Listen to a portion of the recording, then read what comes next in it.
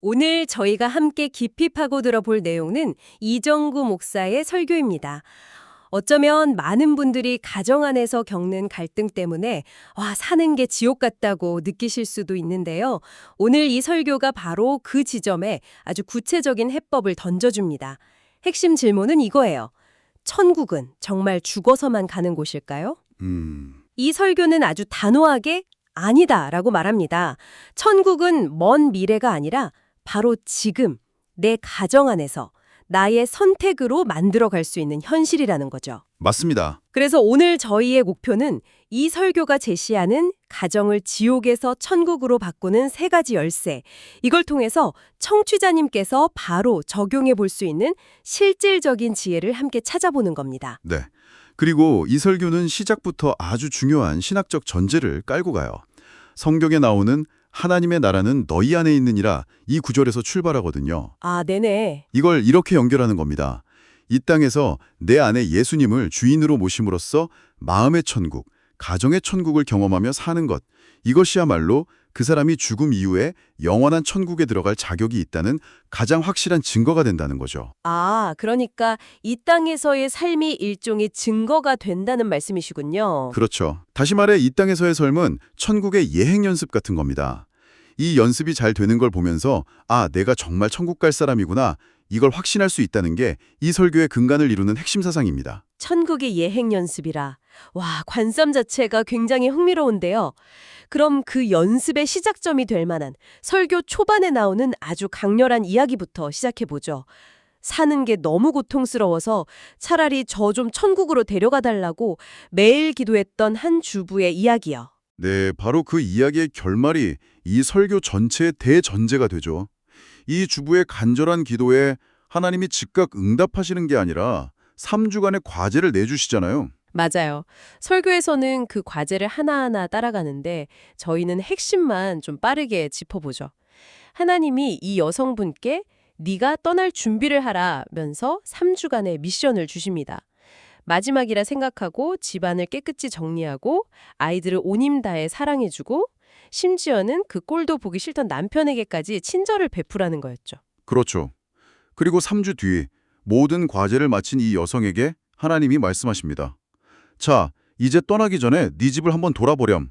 그런데 집을 돌아보는 순간 이분이 깜짝 놀란 겁니다. 네. 엉망진창이던 집은 천국처럼 깨끗해져 있고 늘 짜증내던 아이들은 웃고 있고 무뚝뚝하던 남편 얼굴엔 미소가 번져 있었던 거죠. 그걸 보고 깨달은 거군요. 네, 내 집이 천국이구나. 그때 하나님이 결정적인 한마디를 하시죠. 그 천국, 지난 3주 동안 네가 직접 만든 거지. 바로 그 지점입니다. 외부 조건, 그러니까 남편이나 아이들, 경제 상황 같은 건 하나도 변하지 않았어요. 오직 이 여성의 마음가짐과 행동만 바뀌었을 뿐인데 현실이 지옥에서 천국으로 바뀐 거죠.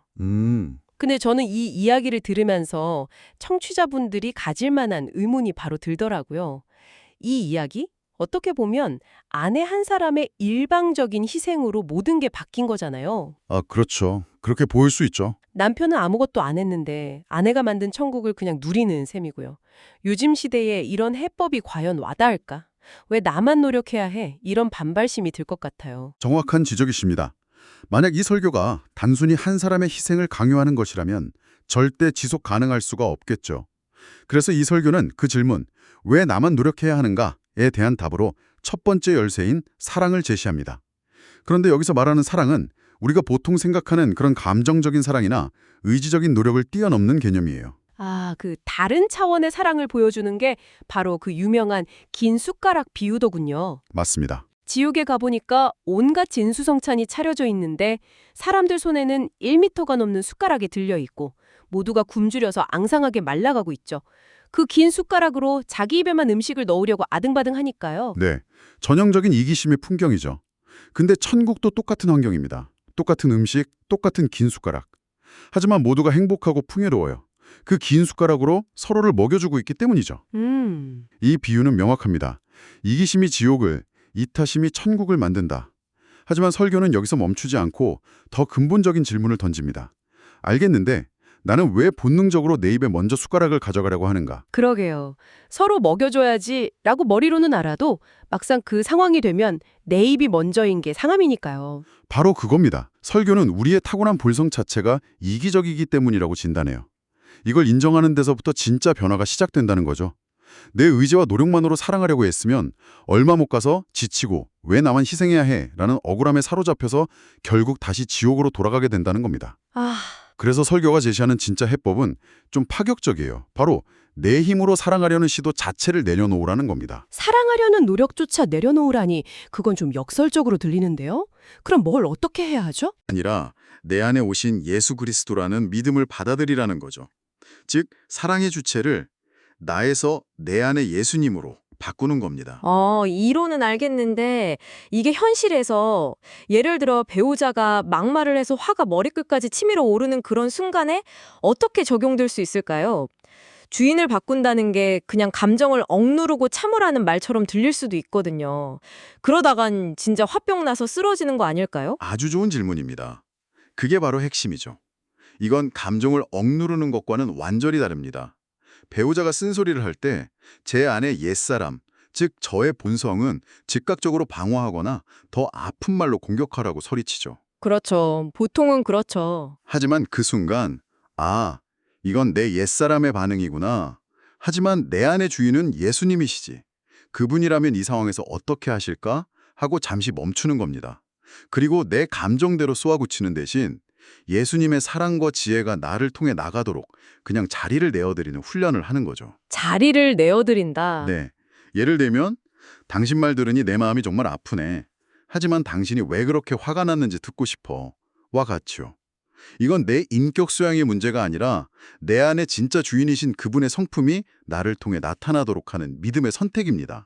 그러니까 내 힘으로 착한 사람이 되려고 막 애쓰는 게 아니라 내 안에 다른 힘이 일하시도록 자리를 비켜드리는 것에 가깝군요. 정확합니다. 와, 이건 완전히 다른 접근이네요. 근데 이렇게 내 안에 주인을 바꾸고 사랑을 실천하려고 해도 눈앞에 보이는 배우자나 자녀의 모습이 너무 실망스럽고 불만스러우면 그 사랑이 나오려다 다시 쏙 들어갈 것 같아요.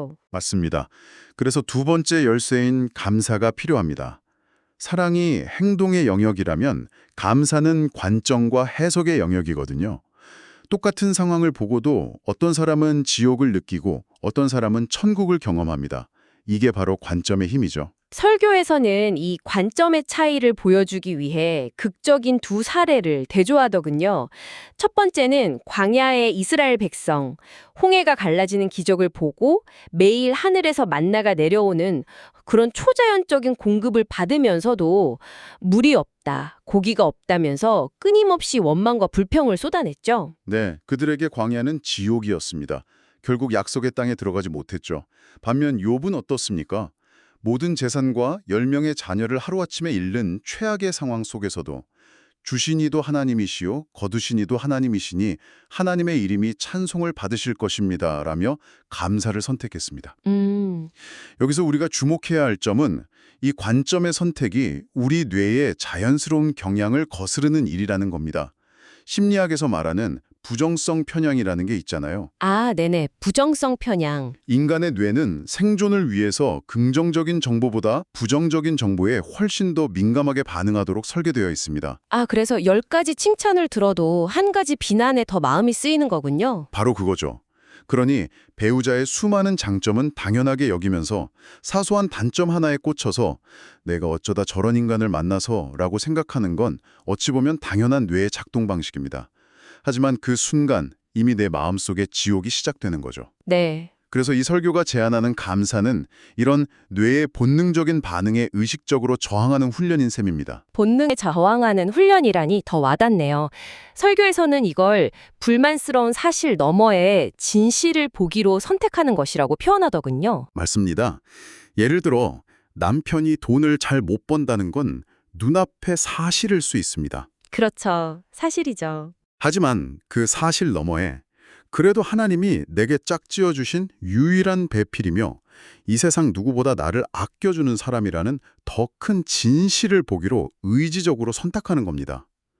아내가 예전처럼 예쁘지 않다는 사실에 실망하는 대신 세상에서 가장 보물 같은 내 아이들을 낳아주고 길러준 소중한 사람이라는 진실에 내 마음을 고정하는 거죠. 아, 이건 현실을 외면하는 긍정회로가 아니라 어떤 진실에 내 삶에 닻을 내릴 것인가에 대한 결단입니다. 와, 사실과 진실을 구분하는 것, 이건 정말 중요한 통찰이네요. 불평이 나올 때마다 이건 사실일 뿐 진실은 아니지라고 되뇌는 것만으로도 많은 게 달라질 것 같습니다. 자, 그럼 첫 번째 열쇠인 사랑으로 행동의 주인을 바꾸고 두 번째 열쇠인 감사로 관점을 바꿨습니다. 근데 이렇게 노력하다가도 모든 게 무너지는 것 같은 절망의 순간이 오잖아요. 정말 저 사람은 변하지 않는구나, 이 관계는 끝이구나 싶은 순간이요. 그럴 때 우리 가정을 지켜줄 마지막 방어선이 바로 세 번째 열쇠, 희망입니다. 설교에서 단테의 신곡에 나오는 지옥문 앞 글귀를 인용하죠. 이곳에 들어오는 자는 모든 희망을 포기하라. 희망을 포기하는 것 자체가 지옥에 들어서는 것과 같다는 의미입니다. 여기서 말하는 희망은 배우자나 자녀에 대한 희망을 포기하지 않는 것입니다. 예수님이 제자들을 끝까지 포기하지 않으셨던 예시가 나오더군요. 네, 3년간 가르친 제자들이 모두 자기를 배신하고 도망쳤을 때 인간적으로는 모든 희망을 버리는 게 당연했을 겁니다. 내가 저런 것들을 믿고 3년을 낭비했다니 하면서요. 그랬을 수 있죠. 하지만 예수님은 그들에 대한 기대를 포기하지 않으셨습니다. 그 희망이 있었기에 부활 후에 흩어진 제자들을 다시 모으셨고 결국 그들이 초대교회의 기초가 될 수 있었죠. 그렇다면 이 희망이라는 게 뭐랄까, 내일은 저 사람이 갑자기 변할 거야 라는 막연한 낙관론과는 다른 거겠네요. 완전히 다릅니다. 그건 희망이 아니라 요행을 바라는 것에 가깝죠. 여기서 말하는 희망은 지금 저 사람의 모습은 실망스럽고 답답할지라도 저 사람 안에는 하나님이 심어두신 선한 가능성이 분명히 있다. 언젠가는 그 가능성이 드러날 것이다. 라는 존재 자체에 대한 믿음에 가까운 희망입니다. 아, 이 희망을 품고 있을 때와 포기했을 때 상대를 대하는 나의 눈빛, 말투, 행동은 완전히 달라질 수밖에 없습니다. 저 인간은 글렀어 라는 마음으로 던지는 말과 당신 안에 있는 최고의 모습을 나는 믿어 라는 마음으로 건네는 말은 같은 내용이라도 상대방에게 전혀 다른 파장을 일으키죠. 네. 그것이 관계를 천국으로 또는 지옥으로 이끄는 마지막 갈림길이 되는 겁니다. 오늘 이야기를 한번 정리해 보겠습니다. 이정구 목사의 설교를 통해 가정을 지옥에서 천국으로 만드는 세 가지 열쇠를 살펴봤습니다. 첫째, 내 이기적인 노력 대신 내 안의 주인이신 그분의 힘으로 서로를 섬기는 사랑. 네, 둘째, 불평을 유발하는 사실 너머에 있는 더 큰 진실을 보기로 선택하는 감사. 그렇죠. 그리고 마지막 셋째, 어떤 상황에서도 상대방 안에 있는 가능성을 믿어주는 희망. 맞습니다. 그리고 이 모든 열쇠의 뿌리에는 천국과 지옥은 외부 환경이 아니라 나의 마음과 선택에 의해 지금 여기서 만들어진다는 대전제가 있습니다. 그리고 이 모든 논의를 처음으로 되돌려보면 이 설교의 가장 중요한 핵심은 이것입니다. 이 땅에서 이렇게 사랑과 감사와 희망으로 천국을 만들어가는 연습을 하는 삶이야말로 내가 영원한 천국에 들어갈 자격이 있는 사람이라는 가장 분명하고 확실한 증거가 된다는 것입니다. 아, 그게 결국 다시 연결되는군요. 네. 만약 이 땅에서 가정천국, 마음의 천국을 전혀 경험하지 못한다면 그건 내 안에 천국의 주인이신 예수님이 계시지 않다는 반증일 수 있으며 그런 상태로는 사후의 천국도 기대하기 어렵다는 강력한 메시지죠. 결국 모든 열쇠는 배우자나 자녀, 환경이 아닌 바로 나 자신에게 주어져 있는 셈입니다. 이 설교는 결국 하나님께서 다른 누군가가 아닌 바로 당신이 당신의 가정을 천국으로 만드는 그 한 사람이 되기를 원하신다고 말합니다. 이건 나만 희생하라는 무거운 짐이 아니라 내 안에 새로운 주인이 일하실 자리를 내어드리는 믿음의 초대인 것 같습니다. 청취자님께 마지막으로 이 질문을 드리고 싶습니다. 천국의 식탁에 놓인 그 긴 숟가락을 떠올려 보십시오. 오늘 당신이 가정을 천국으로 만들기 위해 가장 먼저 서로를 먹여줄 수 있는 그 작지만 구체적인 한 숟가락은 무엇이 될 수 있을까요? 그것은 아마 늘 불만스럽던 배우자에게 건네는 따뜻한 말 한마디일 수도 있고, 실망스러운 자녀를 향해 그래도 나는 너를 믿는다고 말해주는 희망의 눈빛일지도 모릅니다.